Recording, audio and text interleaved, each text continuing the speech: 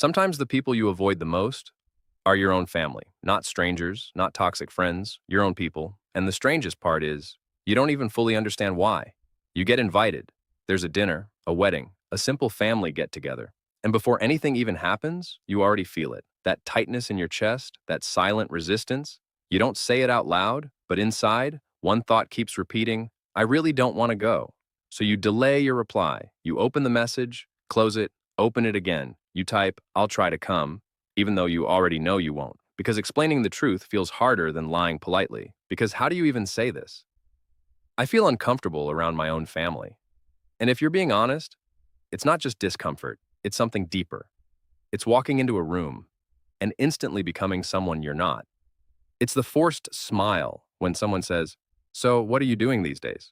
And you already know, this isn't curiosity, it's evaluation, it's the comparison. Sharma's son is already settled.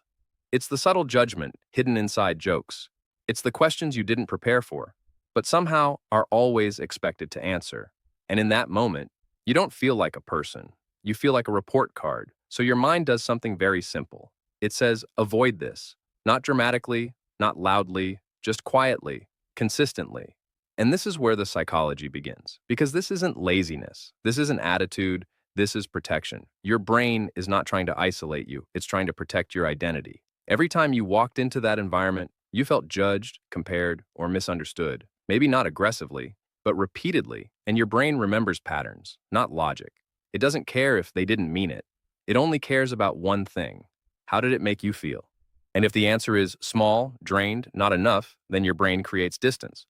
This is something psychologists call emotional memory. You may forget the exact words people said, but your body never forgets how it felt. That's why, even before the event starts, you already feel tired because your mind is not reacting to the present. It's reacting to the past. But here's where it gets deeper, much deeper. It's not just about what they say, it's about who you become around them. You could be confident outside, clear, expressive, independent. But the moment you enter that space, something shifts.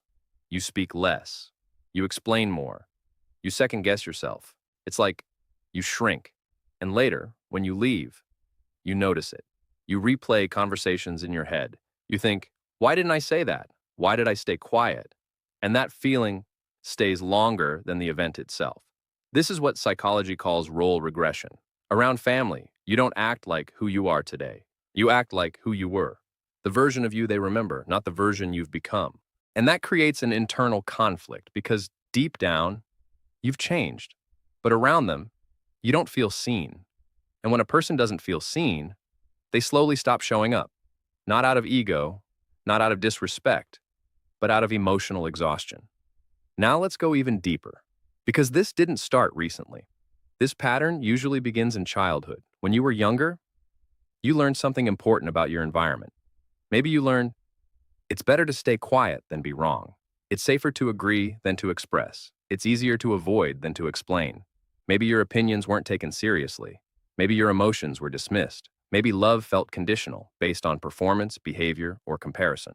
So you adapted. You became more aware, more careful, more observant.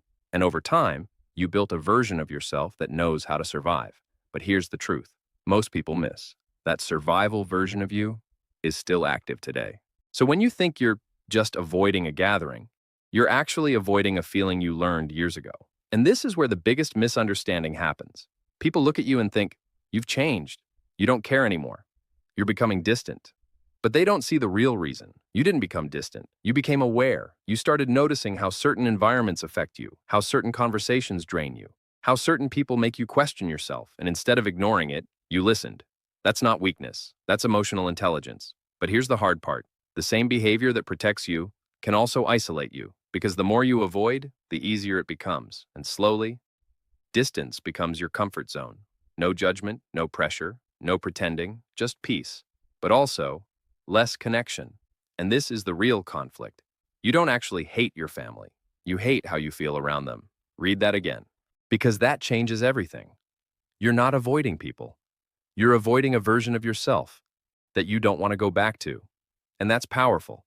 But it also means the solution is not just avoidance. It's understanding. Understanding what triggers you, what drains you, what makes you shrink. Because once you understand that, You can change how you show up, not for them, for yourself. Maybe you don't stay long. Maybe you don't answer every question. Maybe you don't try to impress anyone. Maybe you just exist there without proving anything. And that's where real change begins. Because healing doesn't mean forcing yourself into uncomfortable spaces. And it doesn't mean cutting everyone off either. It means learning how to stay without losing yourself. And that takes time. But the fact that you've already noticed this pattern means you're ahead. Most people live their entire lives feeling uncomfortable and never questioning it. You did, and that's your turning point. So the next time you feel that hesitation, don't ignore it, but don't blindly follow it either. Pause. Ask yourself, what exactly am I trying to protect? Because behind that question, there's your answer. And maybe, just maybe, you'll realize something unexpected. You were never weak for avoiding them. You were just protecting a version of yourself that no longer fits in that space. And now, you get to decide how much of yourself you're willing to leave behind just to belong, or how much you're ready to keep, even if it means standing a little apart. Because real peace doesn't come from avoiding people. It comes from not abandoning yourself in front of them.